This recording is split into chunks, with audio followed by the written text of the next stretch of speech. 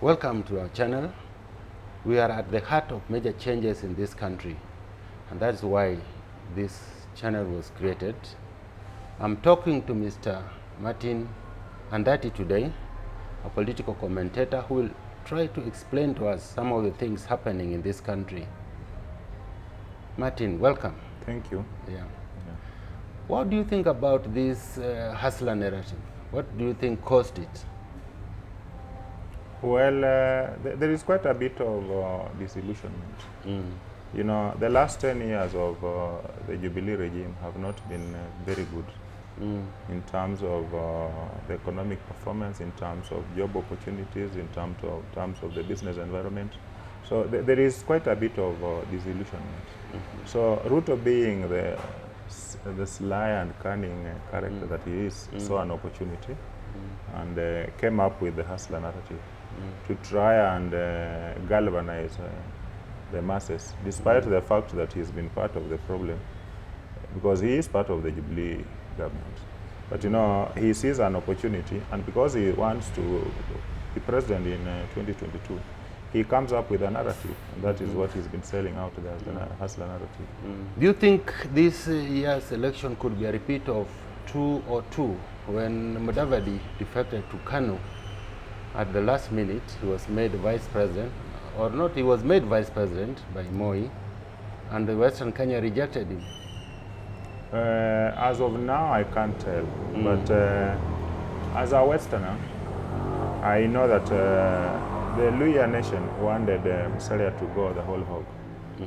They wanted him to run for president, irrespective of the numbers he was going to get.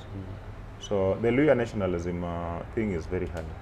But quite a number of people were very disappointed when he joined William Ruto. So when you listen to the people out there, the thinking is that the people who support UDA in Western Kenya are very happy that Musalia has joined them. Then there is the block of his diehards who will go with him wherever he will go. Then now you have those ones who are supporting him because they thought he would run for the president. And those are the majority.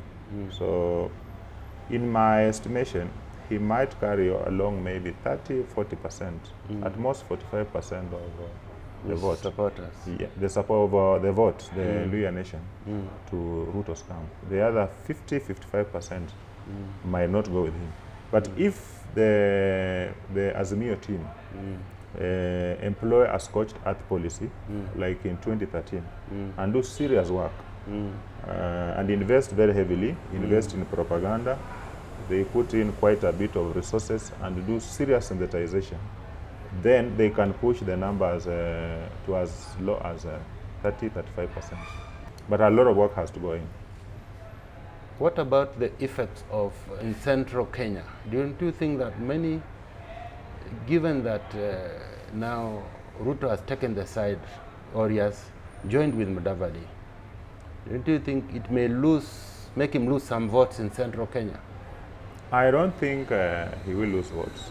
They were mamas, because those who are positioning themselves to be running mates, especially Gachagua, Rigathi, and Alice Wahome, they got unsettled, a bit unsettled, because they were having a feeling that Ruto was now going to change his mind on the issue of picking a running mate from the mountain.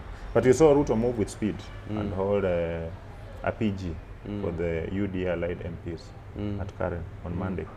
So I think those issues have been explained, and they have been thrashed out that Musalia is not going to be running mate. It's all out there that he's poised to become what they're calling chief minister, although it doesn't exist. Chief minister, okay. Yeah, so they will create it if they win power.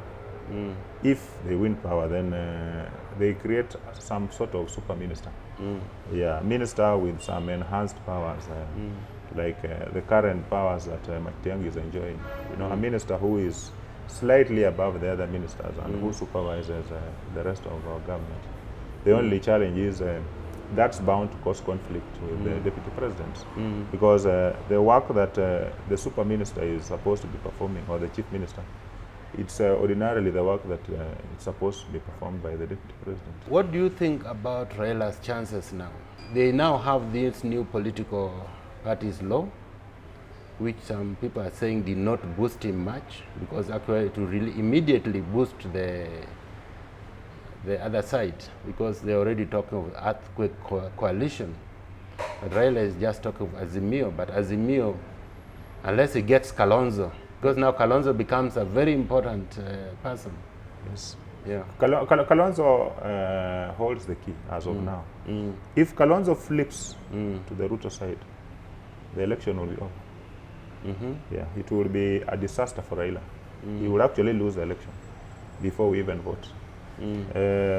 If he flips the Raila side, he makes it very close, and it can go either way. And of course, if he's that close, and Raila enjoying the backing of the state and the sitting president, then he has a very big edge. The Raila, that is. Yes. Yeah. But the way Kalonzo is talking, although you don't trust what politicians say, you know, even Musalia has been saying all sorts of things. The following day he flips. So if Kalonzo remains adamant the way he's talking and runs up to the end, then it means the Azimio side has to do a lot of work. Has to do a lot of work. Yes, because as we are talking now, Ruto has an edge. That is the truth. The last opinion poll, credible one, was giving him between 36 and 38% of the votes. And Raila had? Raila had 25%. Oh, okay. Then Musalia had 2.4%, Kalonzo had 1.4%. But there is a huge block of undecided voters. So what both sides don't seem to get is how to eat into those undecided voters. So there are two possibilities here. Look for a way of eating into those undecided voters and tilt them. You know, the side which needs to do a lot of work is the Raila side. They must look for a way of eating considerably into that block.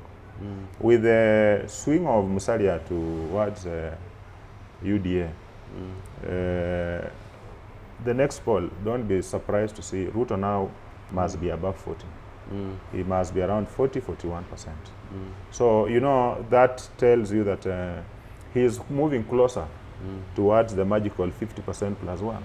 So he could be having now a shortfall of about 10%, which is a smaller gap compared to what Raila is having, because there is nothing major which has happened on the Raila side that will push his numbers above what he is having now currently as 25%. He has managed to get some MPs from Musalia's side. So if they do some serious work, those MPs, then now Raila's numbers could be up at around 30%. But you know, if Ruto has 40%, Raila has 30%, then they must look for a way of, now Raila will need to look for a huge block of the undecided voters, which now reduces to about 30%. Ruto is looking for maybe 10% from that 30%. So you see, he is closer to the edge than Raila is. So the thinkers, I don't know if they have any, because very few people understand numbers. So you need people who understand segregation, people who understand numbers, people who understand, who can look at the voting patterns and honestly advise you that if we are going to tilt this vote, we must be able to do certain segregation and segmentation of the numbers and be able to find out why these people are not able to make up a decision, why the numbers are stuck the way they are stuck. You know, there are a number of factors. You've seen even in the second voter registration, mass, the youth are still not coming out because nobody is talking to them. They are wasting public money putting adverts in the newspapers. The current youth don't read newspapers. You and me read papers. Yeah, but religiously. In fact, I can't fail to have my nation, you know. Yes. I've read the nation for the last 40 years or so. The young fellas don't. They don't. Even when you put the paper there in the house, they just open and look at the inside pages. Yes. You know? Maybe sports or something. Yeah, they don't even read sports. They will read the leisure pages, bits. But in terms of the solid, raw politics, they don't. They don't watch television. So where are we messaging? We are messaging in the newspapers. Where are we messaging? We are messaging in the radio stations. We are messaging on TV. They don't watch news. Yeah. So we need they must do serious segmentation. The guys from 45 upwards, they are the ones supporting Raila. The only challenge here might be, Ruto might be banging too much on those youth. Will they turn up and vote? Yeah. You know, that is, he is making the same mistake Raila made in 2007. Yeah, because I was part of the Raila team, and we relied very heavily on the young voters. We were young then, we were very radical. So we were out there making a lot of noise, and we believed we had won the election. Kibaki had his targeted voters. They had the older voters, the retirees who were enjoying pension, the people who had seen the programs he had done, you know, and who were not making noise. But when the numbers were in, they went and voted. They turned up and voted quietly, you know. Then when the numbers were in, we said the election had been stolen. If you divide out these areas, who do you think controls them? You know, these are very interesting elections because one, for the first time in the multi-party era, Mount Kenya has no candidate. So that completely changes the dynamics, completely. Two, it's a transition election. The president is retiring. Then you have a very strong vice president or deputy president who has been campaigning basically for the last 10 years. So he has amassed a serious war chest. He has built serious networks, and he's running a very formidable campaign, and he has a lot of energy. Then you have Raila, who is a veteran of opposition politics. Raila is, he also has very serious networks, both local and international. The only challenge is he's a bit tired. Two, he has had serious run-ins and fallouts with some of those key players. So he's trying to build new teams. But you know, you've seen the issues of trust. People say the ones who have fallen out with him have issues that certain agreements which they entered into were not honored. So then Ruto has very cleverly managed to leave the challenge of incumbency, because Uhuru has not done very well on the economic front. So because of the handshake, they have managed to lump all that baggage to Raila. And Raila has not come out very forcefully to tell Kenyans that, look, I'm not part of government. We only got into this working relationship for purposes of stability. But I have not been, and I am not part of the government for the last 5 years. But you see, Ruto cleverly takes the credit and wants to leave Raila with the baggage. So that needs to be worked on. Raila is now also being branded as a government project. And he is not able to fight over that tag. So basically, he is being reactionary. And that's why I'm telling you, they need to have serious thinkers.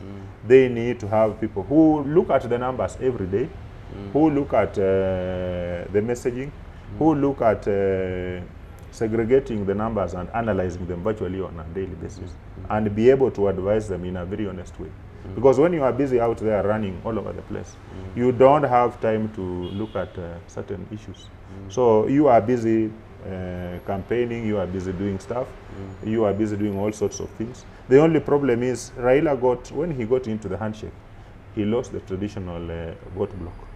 So that has seriously affected him, because he didn't bother to explain to the traditional supporters why and how he got into the handshake. By the traditional vote block, you mean which group now? Well, the traditional vote block, I talk of the Luya block, Yes, yes. the Luo block, the coastals, and the northeastern fellas, and the smaller communities outside Mount Kenya and outside the Kalenjin Rift Valley. Those have been his traditional voting blocks. So you can see he's struggling, and you see the same thing is going to affect Musalia. Because Musalia Yes, has not you're right, bothered to go and explain to the Luya nation why he did what he did. So he makes an assumption that they will understand. But you see, Luyas don't think, they don't work in hard mentality. You don't make a decision and then just arrive in a rally and do a big rally and see people there and get excited and think that they will follow you. Yeah, the masses, the Luya masses actually are way ahead of the leaders. So you need to involve them, you need to consult them to be able before you make a decision. So as it stands now, the Luya block, and you know there's the Luya block, people only look at what is in Western. There are more Luyas in the diaspora than there are in Western Kenya. So that block is split because they also have their own issues. They have issues with Musalia, they also have issues with Raila. When you talk to the ones in Nairobi, they feel that they have gotten a raw deal in terms of getting bursaries, in terms of getting the goodies, political goodies. Yet they have been working very closely with the Raila-aligned teams. Those issues must be addressed, assurances must be given. Then cost is also split. Ruto has made some serious inroads, and Raila still has some serious edge at the coast. But Ruto has made very considerable gains. Maybe they could be around, Raila could be around 60, Ruto could be around 40. Western, as of now, maybe let's give them 50-50. Yes. The Luya block. Luo Nyanza, Raila could be having 95% or 99%. What about Nairobi? Nairobi is tricky because Tanga, which is Ruto allied, is heavily leaning towards, they have a huge block here. But there are also the Kikuyus who are in Kieleweke. Those ones are supporting Raila. Then you have the Luos here who are supporting Raila. You have the Kambas who supported Raila last time. The majority of them are with Kalonzo. Then you have the Luyas who have issues. So you have the block which will go to Musalia. Now that tilts towards UDA Tanga. Then you have the ones who have who are disillusioned. If they are able to be worked on properly, they'll naturally vote for Raila. So the arrangements they are having in Azimio, where you have the Eugene's party, DAP, will come and play a major role. They need to get, because you've seen people moving from ANC, but they are not going to ODA. They are going to DAP. Yes, Yeah, so there's quite some serious movement towards DAP. You saw Marende, you've seen most of those MPs. They are moving from Ford Kenya to DAP. They are moving from ANC to DAP. In fact, like the entire Kakamega, Musalia does now not have a single MP. All his MPs have left. And they have, most of them have gone to DAP. Even his vice chairman? Yeah, Savula left. He was the deputy party leader, although he's not legally the deputy party leader. But he had christened himself the deputy party leader. But he has left with many others who have left. So what needs to be done is they work out an arrangement as a party to be able to get Eugene to reach out to the Luya nation in Nairobi so that he engages them and he gives them certain assurances. Then they make certain discussions and concessions with them so that they know this is a coalition and their interests will be get taken care of. That would secure Raila a substantial block of the Luya vote here. That would create, it will be very tight. Yeah. What about Central Province? Central is split, but it's heavily leaning towards Ruto. I think, yes, it's heavily leaning. The mountain is largely leaning towards Ruto. And as of now, Ruto could be around 60, 70. Raila could be at around 20%, maybe 10% who are not decided, or Ruto could be at around 60, Raila maybe 20, then you have about a huge 20% who are not decided. Those ones, it will depend on the messaging, it will depend on who is picked as running mate, which coalition takes care of the interests, because once Ruto picks the running mate, the west-east divide in the mountain will definitely play out. You have places like Meru and Embu where Raila has made serious inroads. Yeah. He's made more inroads in Meru, Embu than he has made in Kiambu, and in Meru, in the traditional Kikuyu vote basket. So he needs to engage Kiraitu more, so that they resolve the issues of Munya, Kiraitu. They must work out an arrangement where Kiraitu feels secure and they still retain Munya, because Munya is not keen on working with Ruto. Neither is Kiraitu.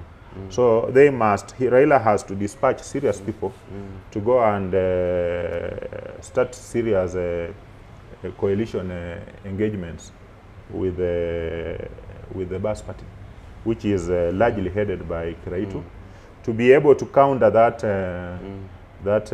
Tanga narrative in Meru and Mount Kenya. Tharaka Nithi is heavily leaning towards Tanga, and I don't think Raila will get much votes there, but the numbers there are not as high. But you know, in a tight election like now, every vote counts.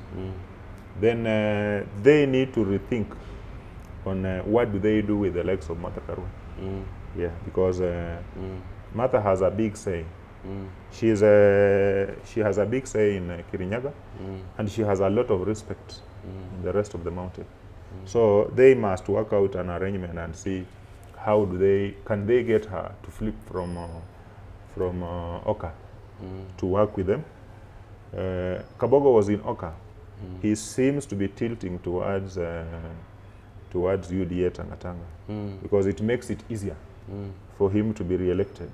So the Raila team must be able to think through it and see what they do, because Nyoro is supposed to be the face of Azimio in Mount Kenya, in Kiambu, but Nyoro has no support.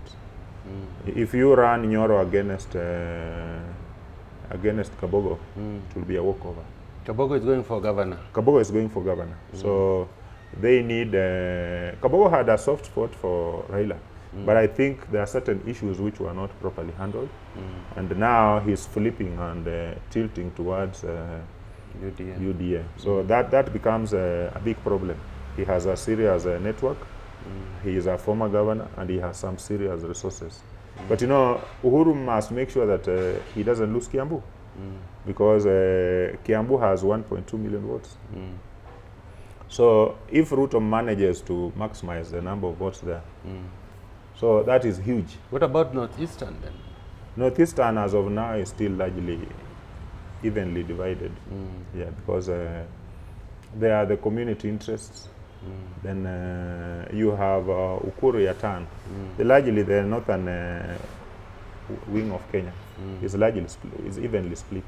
There are those who are with Ruto, and there are those who are leaning towards Uhuru and now leaning towards Azimio.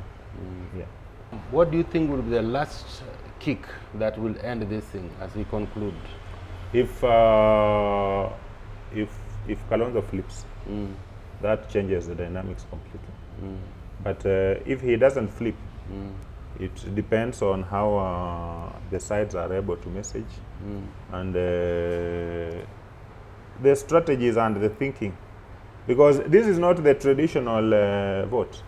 Yeah, you know, we are living in very different times. And one thing I've seen is the campaigns are not making serious use of social media. Yeah, you've not seen none of the campaign. The presidential candidates is doing Zoom meetings. Why aren't we not having Raila engaging people on Zoom? Why are we not having Ruto engaging people on Zoom? Yeah. That's why they are not talking to the middle class.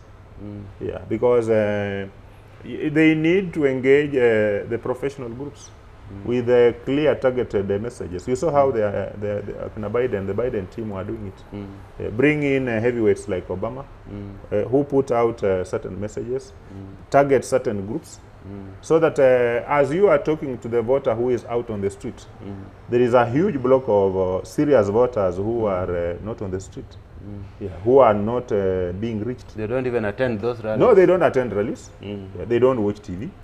They don't read the papers, or they read the papers, but nobody is talking to them. So they need to look for those voters with clear messages and reach out into certain professional groups, the interest groups.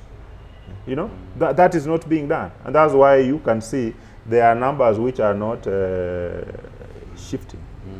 So the only fear is if those numbers don't turn up to vote, then the numbers remain the way. The ones who are already decided turn up to vote. Ruto wins this election in round one. If it stays as it is If now. it stays as it is. But you know, a day in politics is a very long time. You saw within a week, the Musalia just flips, and the dynamics have completely changed. So we still have 6 months to elections, but so much must be done by both the three teams, because they have. If I were thinking for the Raila team, I would invest very heavily in looking for a way of getting Kalonzo on board at all costs. He doesn't need to engage himself, and trying to undermine him using Kibuda, using Mutua, and using Gilu. It's counterproductive. That is what they him direct. You look for our ways. You can use emissaries. The people whom Kalonzo trusts. There are people who can be talked out, so that the issues that he's raising, they see how they can mitigate some of those issues, because he has genuine and legitimate issues of trust which he's raising, which have not been addressed. But you see, you don't address those issues out there. You don't address those issues by undermining him, because what they are trying to do is to try and undermine him by sending Kibwana, sending Gilu, sending Mutua. They tried that in Western, both of Musalia as MPs. What happened? Musalia becomes angry and bitter. So he feels naked. The next thing he does, he jumps to bed with William Ruto. So you push Kalonzo to the wall, you don't engage him, he can also become angry. And don't be surprised if he becomes angry, he can easily jump to bed with Ruto. If you have this Sonko factor happening again, don't you think it's very dangerous? Because you may have a candidate who comes with a lot of money, he sweeps the deck, but he cannot deliver when it comes to holding an office. Like Sonko just rigged himself out of office. I mean, you go on a trip, you are taking pictures, dancing, you know, and you are a whole governor. Then you come back. Sonko is a populist. Yes. And he still has some serious support in the slums. The low-income earners have a lot of respect for him, because he engages in populism, and the activities he engages in show quite a bit of empathy and concern for the low-income earners.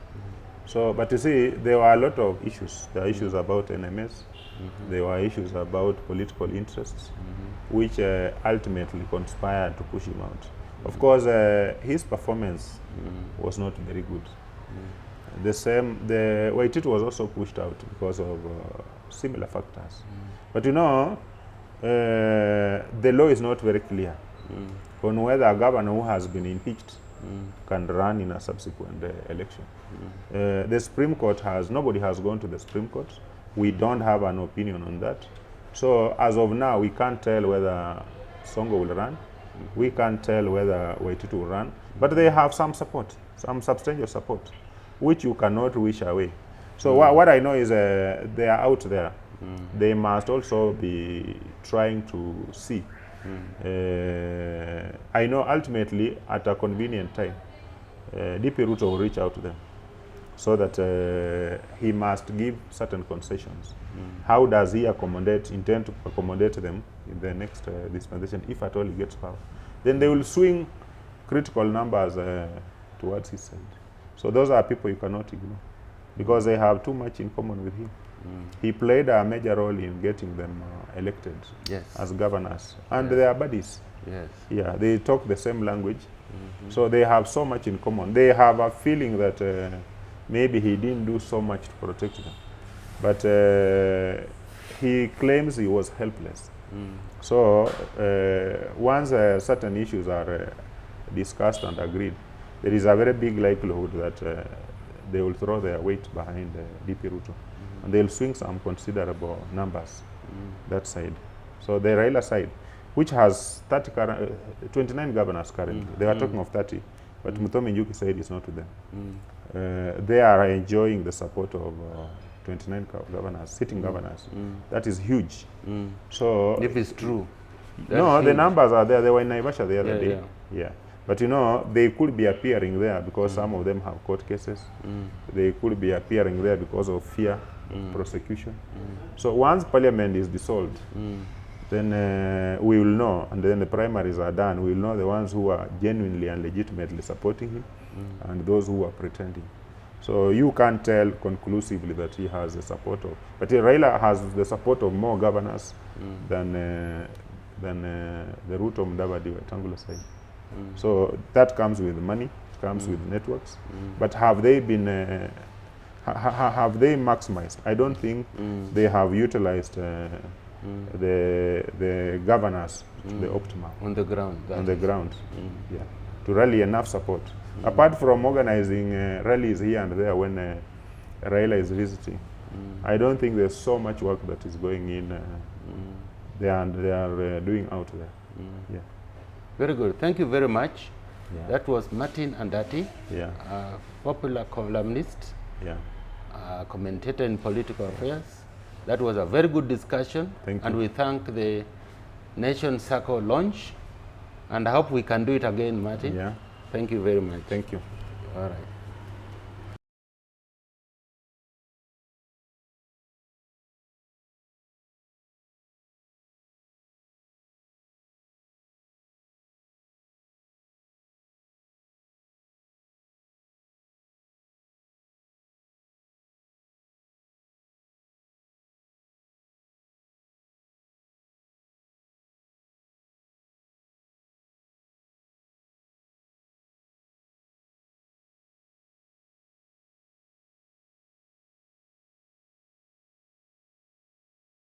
And if Yes, he they flips, can. yeah, he can.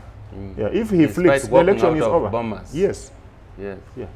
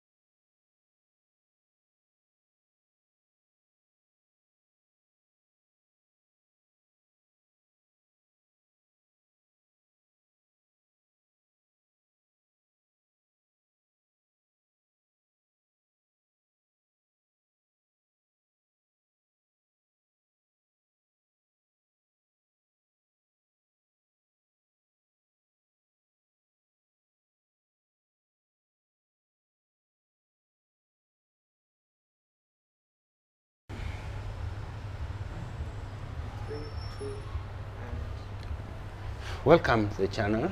We are at the heart of big changes in this country, and that's why we have created this channel. We are at the Nation's Staff Circle launch, right in the heart of the city on Moi Avenue. I'm talking to Mr. Mark Bichachi, a communication strategist. And, okay, let me start again. I need to get rid of that strategist. Now, welcome to the channel. We are at the heart of big changes in this country. That's why we created this channel. We want to show you how powerful the media is and how it affects the election. I'm talking to Mr. Mark Bichachi. Welcome, Mark. Thank you very much. How are you? A pleasure. Yeah. Thank you to have you. Yes. Now, we are looking at a lot of changes on the political scene. How do you see the earthquake? Yeah. Or well, is it a real earthquake? There was no earthquake there. You cannot be acting like a duck, talking like a duck, and then when we finally discover you're a duck, we are surprised. We know that Musalia Mudavadi, for much of last year, even if you follow the comments of one of his senators, you knew that he was inclining himself towards the person of the deputy president, simply because, number one, we know that Uhuru Kenyatta had promised him the presidency. Uhuru didn't deliver. That, of course, led him to join, not to run alone, then join NASA later on. And then, of course, he's constantly felt betrayed by Raila Odinga. So there was no earthquake there. You know, if you see the skies are gray and you see thunder, you know it's going to rain. So I don't think there was an earthquake. I think the earthquake, though, might be more internal for the person of Musalia Mudavadi, because I think he's going to lose his constituency if he had one in the first place. Do you think it will be a repeat of 2002 when Musalia immediately was appointed vice president by Moi, and when he went home he had a very bad reception?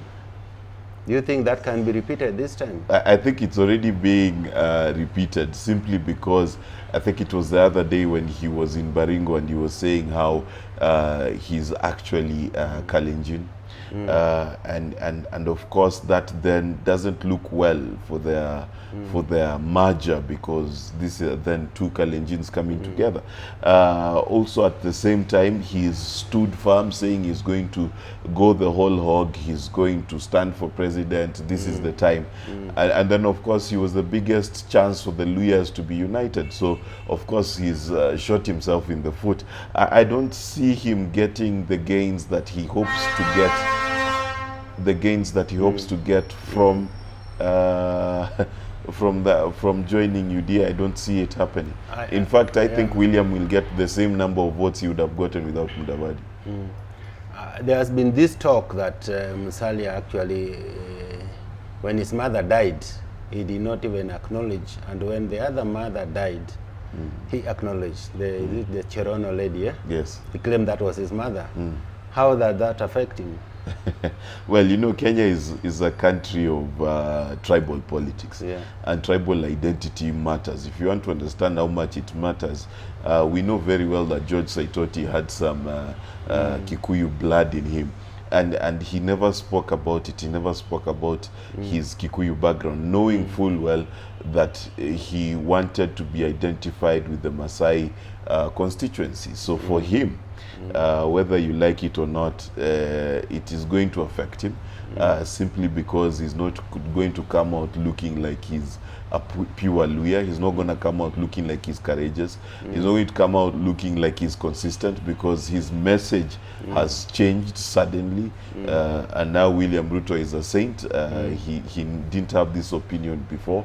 So yes, these are things that are going to affect him negatively in the next election, yes. How do you see the chances now for the various candidates? I mean, there's Raila Odinga, there's Kalonzo, who still claims is on the race, or in the race, but not made clear. How do you see the chances? Don't you think this boosts Raila a bit in central Kenya? Well, I'll tell you this, that Kalonzo Musyoka, if he was to run, would be hard-pressed to consolidate the Kamba vote if he was to run alone. And he would definitely come in third. that is the best he can hope for. Why coming in third is important to him, I do not know, because I do not think those are enough votes to force a runoff. And if he doesn't force a runoff, then why did you run by yourself? It's going to be a waste of money, a waste of resources, and even then you're going to depress your voter base even more. So in my view, that gives us a two-horse race between the person of Raila Odinga and William Ruto. So who's got a better chance? The truth is, the person with the better chance is going to be Raila Odinga, given the current turn of events. Number one, Raila Odinga seems to be climbing the mountain and William Ruto seems to be descending, because right now the senior most politician within his camp is Musalia Mudavadi. Musalia Mudavadi is a Luhya. So is will the Kikuyu Mount Kenya region then get a candidate from William Ruto? It's looking unlikely. And if there's no candidate from William Ruto, then will the Kikuyu vote en masse for William Ruto? If he doesn't have a Kikuyu as a DP, if he doesn't have someone from the mountain as a DP, the chances are no. Secondly, he's now coming late into the race, trying to secure a ground that he's not spent time on. So he spent a lot of time in Central Kenya. He put in a lot of effort in making sure that Central Kenya was on his side.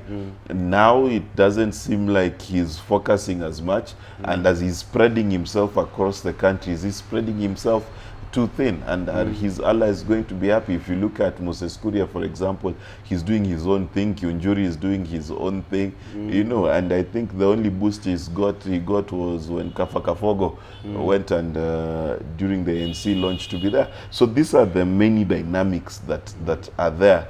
But right now, the tide seems to be turning towards Raila Odinga's side. I think you're right, because the fact is that, you know, the aim of Ruto is to get support in Western Kenya, which is an area where Raila has already made a lot of historical support. Yes, historical support. Yes. Now, I would have thought that he should actually have tried more in Central Kenya, because if you are going to try to get support where somebody has already made a lot of inroads, you are just spreading yourself thin, as you say. Exactly. And you know, it's a tricky gamble, because you need to remember that Boni Halwale has not helped him in Western Kenya. Yes. I don't think Mudavadi is going to fare any better. His fortunes are dwindling. Wetangula, well, there's nothing to speak of. And then, you know, at the same time, you've got DAP Kenya, which is getting a lot of attention from leaders in Western. And then let's remember that the new political party act favors the Azimio model more than the UDA model. So it's I don't know who's advising the deputy president. Perhaps he's going to pull a rabbit out of his hat and then nominate a Kikuyu anyway. But if he does, that will be a tricky thing, because again, if he makes the mistake of nominating a Kikuyu, then he can forget the Luhya vote in totality, because what will Moses Mudavadi come and tell the Luhya? I think you're right, because you have mentioned the issue of this guy, of Boni Halwale, yes, who was really campaigned for Ruto in Western Kenya. Yes. And it didn't seem to be making any inroads. And that's why Ruto had to get Mudavadi and Wetangula. Yes. So the question is, can Mudavadi campaign harder than Boni Halwale? Can Mudavadi campaign? That's a good question. His stint in One Kenya shows us he can't. His stint running alone in 2013 shows us that he can't. He will be literally, you know, Ruto called him a Cerelac baby. I want to congratulate him, because he just got a political baby. He has to carry Mudavadi. William has inherited a problem, and he will have to carry Mudavadi throughout. There's no other choice. So when you look at the regionally, you talk of, let's say look at it regionally, this election. Yes. We have Coast, we have Central Kenya, we have Nyanza, we have Western, Northeastern, Eastern. You know, Kenyan election is mostly divided on regional basis. Yes. Who takes these regions? Well, so Western and Nyanza, you've got to give advantage to Raila Odinga. Perhaps Ruto has some hopes in Kisii, but that's 50-50. Kisiis don't vote as a bloc 100%. He might have some hope in Luya Western, but that's again going to be a sprinkling. Luo Nyanza, forget.